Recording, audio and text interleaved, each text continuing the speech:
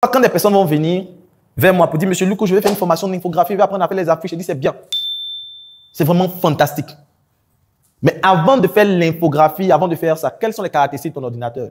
Il va dire, en tout cas, monsieur, moi, j'ai un Celeron, le projet un étudiant d'ordinateur dit, bon, ça, par exemple, l'ordinateur que tu as ne peut pas te permettre de pouvoir faire le travail. Parce que même si tu payes 1 million, que je prends ton argent, je ne pourrai pas te former convenablement. Et même si on s'est débrouillé et que tu as fini ta formation, tu ne pourras pas profiter de ta formation parce que l'équipement que tu as ne peut pas te permettre après de rentabiliser sur ta formation. En le faisant, est-ce que je suis en train de perdre mon client? Oui. Il y a de fortes chances que je le perde. Parce que je dis que son équipement ne sied pas. Il y a d'autres personnes qui vont partir, vont prendre quand même. Mais là, je suis en train de me mettre dans une posture où je suis un entrepreneur et non un businessman. Mais le businessman, il va aller dire oui. Et puis, il allait faire et il sait que la personne, après, ne va pas pouvoir aboutir. Mais l'entrepreneur, il s'est dit non, que la personne qui vient, c'est parce que la personne a tel problème. La personne veut apprendre pour pouvoir s'en sortir. Mais est-ce que les ressources que la personne a pu permettre de le faire? Là, je pense comme un entrepreneur. Je ne regarde pas l'argent, mais je regarde à ce que je suis en train d'apporter à la personne comme valeur. Il y a d'autres qui ont l'ordinateur qu'il faut. Je leur demande, mais est-ce que tu maîtrises les bases? Est-ce que tu maîtrises Word, Excel, tout ça? Mais si tu ne maîtrises pas Word, Excel, PowerPoint et autres, bien maîtriser les bases, quand tu vas venir sur l'infographie, c'est maintenant que tu as cherché E accent aigu, c'est maintenant que tu as cherché A. Donc, tu seras en train d'apprendre le clavier, en même temps apprendre l'infographie qui est déjà lui-même compliqué. Donc, moi, ce que je te conseille, ce qui va t'aider, va m'aider. Mais si tu n'as pas les bases quand on vient, on va finir un mois de formation, tu n'as rien compris parce qu'on sera en train de faire une formation dans la formation. Donc, moi, je te conseille de commencer par les bases. Une fois que tu maîtrises bien le clavier, tu maîtrises bien les bases, il sera facile pour toi d'aller faire de l'infographie. Et quand c'est comme ça, tu peux réussir à vendre 2, 3 formations en même temps. Parce que tu te dis, tu es un entrepreneur, que tu dois aider la personne. Donc, vous ne devez jamais enlever ça de votre tête. Est-ce que vous êtes en train d'aider? Est-ce que vous êtes en train de vous mettre à la place de la personne? Les gens qui se lancent dans le business, calculent le chiffre d'affaires. Donc, si on a tel nombre de clients, si, oui, là. C'est comme ça. Qui font le business. Calcule.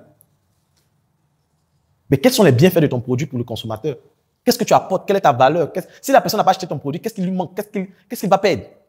Ce n'est pas ton argent. Tu n'es pas là pour voir ton argent sur la tête des gens. La quantité d'argent que tu vas gagner sera fonction du degré de compréhension de la profondeur du problème de tes prospects. Plus tu vas comprendre le problème, plus ils vont acheter tes produits. Parce qu'ils sauront que tu les as compris. Et un client achète quand il a compris qu'il a été compris. Donc, l'entrepreneur. Les deux dernières notions, c'est la notion de start-up et d'entreprise. Qui a son projet qui a plus de 5 ans ici? 5 ans. 4 ans. 3 ans.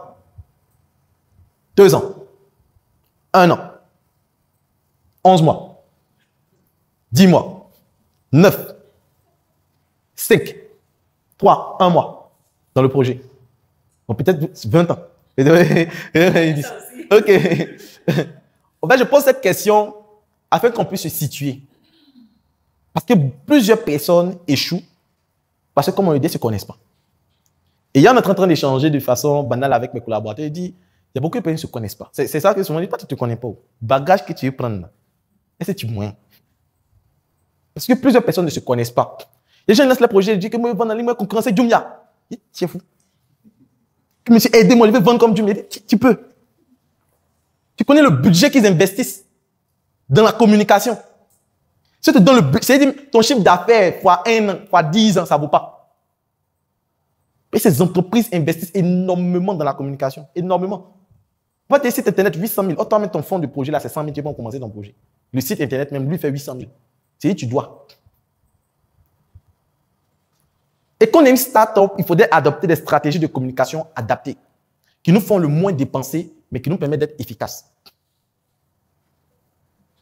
Donc, quand on est une start-up, on ne va pas commencer à sponsoriser nos publications. C'est inutile au début. Et on ne sponsorise pas ou on ne booste pas une publication qui n'a pas d'une portée organique. C'est quoi la portée organique? Demain, on va faire le marketing digital, on aura plus à en parler. Mais la portée organique, c'est la capacité que votre publication a à générer des interactions, des likes, des commentaires, des partages, sans que vous avez sponsorisé. C'est lorsque vous avez fait une publication que vous voyez qu'il y a beaucoup d'interactions, que vous dites, attends, c'est que la publication est bonne. Il faut que je booste la publication pour que le maximum de personnes puissent voir et qu'il y ait un maximum d'interactions. C'est là qu'on booste. On ne crée pas la page que non, il faut booster. Quand tu dis que tu ne fais pas, en tout cas, tu es méchant. Moi, je dis, moi, je suis un entrepreneur, je suis un businessman. Donc, quand les gens viennent, ah, monsieur Luco, il faut sponsoriser, tu vas sur la page, tu as créé la page aujourd'hui, tu veux booster aujourd'hui. Si tu n'as jamais vu un produit, est-ce que par exemple, tu l'as vu aujourd'hui, tu as payé? Si tu n'as jamais entendu parler, tu ne connais jamais le produit, tu vas naître, tu payes. Non.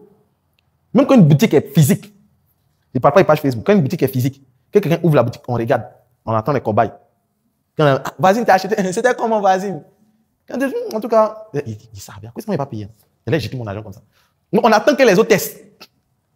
Même quand la boutique est physique, on attend qu'il y ait des cobayes. Parce qu'on ne veut pas jeter notre argent. Et puis en ligne, à TIA, où on ne te voit pas. Toi, tu crées aujourd'hui. Et puis tu veux qu'on paye.